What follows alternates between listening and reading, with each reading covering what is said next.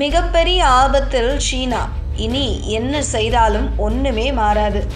ஆனால் இந்தியாவுக்கு பயங்கர லாபம். இப்போது அமெரிக்காவுக்கு இணையாக ஒரு மிகப்பெரிய வல்லரசு என்றால் அது சீனா தான். கடந்த பல ஆண்டுகளாகவே சீனா மிக வேகமாக முன்னேறி வந்த நிலையில் இப்போது முக்கிய மாற்றம் நடந்துள்ளது. அங்கு ஏற்பட்டுள்ள இந்த ஒரு மாற்றம் சீனாவின் ஆதிக்கத்தையே மொத்தமாக காலி செய்யும் என்று வல்லுநர்கள் எச்சரிக்கிறார்கள். கடந்த நூற்றாண்டில் மக்கள் தொகை உயர்வுதான் உலக நாடுகளுக்கு மிகப்பெரிய பிரச்சனையாக இருந்தது.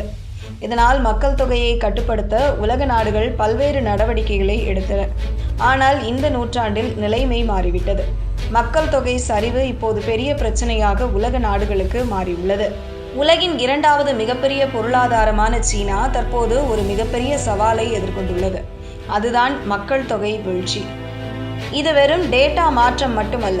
சீனாவின் பொருளாதார வளர்ச்சி, உலகளாவிய ஆதிக்கம் மற்றும் சந்தை என அனைத்தையும் தலைகீழாக மாற்றக்கூடிய ஒரு மோசமான வீழ்ச்சி என்று நிபுணர்கள் எச்சரிக்கின்றனர். அமெரிக்காவின் பிரபல முதலீட்டாளரும் மார்டின் கேபிட்டல் நிறுவனத்தின் தலைமைச் செயல் அதிகாரியுமான ராட் டி மார்டின் சீனாவின் இந்த நிலைமையை மாற்ற முடியாத ஒன்று என்று விவரிக்கிறார். சீனாவின் மக்கள் தொகை சுமார் 140 கோடி என்ற உச்சத்தை தொட்டுவிட்டு தற்போது குறைய தொடங்கியுள்ளது. இப்போது சீனாவில் பிறப்பு விகிதத்தை விட இறப்பு விகிதம் அதிகரித்துள்ளது.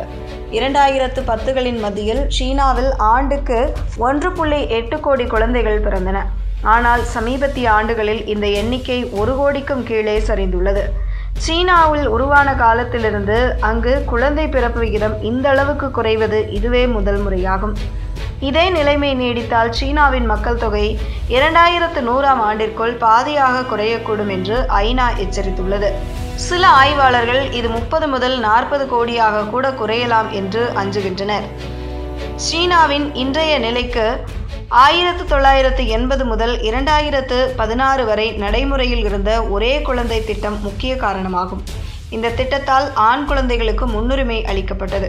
அதனால் பாலின விகிதம் பாதிக்கப்பட்டு இன்று குழந்தை பெற்றுக்கொள்ளும் வயதில் இருக்கும் பெண்களின் எண்ணிக்கை சீனாவில் மிக குறைவாக உள்ளது. குழந்தை பெற்றுக்கொள்ள பெண்களே இல்லாத போது நீங்கள் எவ்வளவு சலுகைகள் கொடுத்தாலும் மக்கள் தொகையை உயர்த்த முடியாது. பிறக்காத பெண்களுக்கு உங்களால் மானியம் வழங்க முடியாது என்கிறார் ராட் மார்டின். இத்தனை ஆண்டுகள் சீனாவின் அசுர வளர்ச்சிக்கும் அதன் உழைக்கும் வர்க்கமே முதுகெலும்பாக இருந்தது. ஆனால் இப்போது நிலைமை தலைகீழாக மாறுகிறது. அங்கு 15 முதல் 64 வயதுக்குட்பட்ட உழைக்கும் மக்களின் எண்ணிக்கை குறைந்து வருகிறது. மறுபுறம் 65 வயதுக்கு மேற்பட்ட முதியவர்களின் எண்ணிக்கை வேகமாக அதிகரித்து வருகிறது. வரி செலுத்தும் இளைஞர்கள் குறைவதாலும் ஓய்வூதியம் மற்றும் மருத்துவ செலவு தேவைப்படும் முதியவர்கள் அதிகரிப்பதாலும் சீனாவின் நிதி நிலைமை மோசமடையும். இது சீனாவின் நுகர்வு சந்தையையும் பலவீனப்படுத்தும். மக்கள் தொகை சரிவை தடுக்க சீனா அரசு பல்வேறு நடவடிக்கைகளை எடுத்து வருகிறது. ஒரு குழந்தை திட்டத்தை தூக்கி எறிந்து விட்டனர். இப்போது 3 குழந்தைகள் வரை பெற்றுக்கொள்ள அனுமதி தரப்பட்டுள்ளது. மேலும் குழந்தை பெற்றுக்கொள்ளும் தம்பதிகளுக்கு ரொக்கம் மற்றும் வீட்டு வசதிக்கான மானியங்களும் வழங்கப்படுகிறது. மகப்பேறு விடுமுறை நீட்டிப்பு, கல்வி செலவுகளை குறைக்கும் நடவடிக்கை என பல்வேறு சலுகைகளை வாரி வழங்குகிறது. இருப்பினும் சீன இளைஞர்கள் குழந்தை பெற்றுக்கொள்ள தயங்குகிறார்கள்.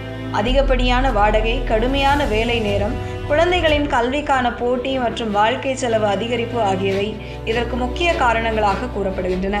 இது ஒரு சமூக பிரச்சனையாக மாறிவிட்டதால் வெறும் அரசு சலுகைகளால் இதை சரி செய்ய முடியவில்லை. சீனாவின் இந்த மக்கள் தொகை மாற்றம் உலக பொருளாதாரத்தில் பெரும் மாற்றங்களை ஏற்படுத்தும் என்றும் வல்லுநர்கள் எச்சரிக்கிறார்கள். வேலை செய்யக்கூடிய வயதில் இருக்கும் இளைஞர்கள் நம்பர் குறைவதால் சீனாவின் ஜிடிபி வளர்ச்சி வேகம் குறையும். சீனாவில் தொழிலாளர் பற்றாக்குறை ஏற்படுவதால் ஆப்பிள் போன்ற பெரிய நிறுவனங்கள் தங்கள் தொழிற்சாலைகளை இந்தியா, வியட்நாம், மெக்சிகோ போன்ற நாடுகளுக்கு மாற்ற தொடங்கியுள்ளன. ஒரு வல்லரசு நாடாக நீட்டிக்க அதன் இராணுவ பலம் மற்றும் தொழில்நுட்ப முதலீட்டிற்கு பெரும் நிதி தேவை. மக்கள் தொகை சுருங்கும் போது சீனா தனது உள்நாட்டு பிரச்சனைகளுக்கே அதிக நிதி ஒதுக்க வேண்டியிருக்கும். இது அமெரிக்காவுடனான போட்டியில் சீனாவை பின்னுக்கு தள்ளக்கூடும். சீனாவின் மக்கள் தொகை வீழ்ச்சி என்பது ஏதோ ஒரு தற்காலிக சரிவு அல்ல. அது அந்த நாட்டின் ஒட்டுமொத்த கட்டமைப்பையே மாற்றப்போகும் ஒரு வரலாற்று மாற்றம்.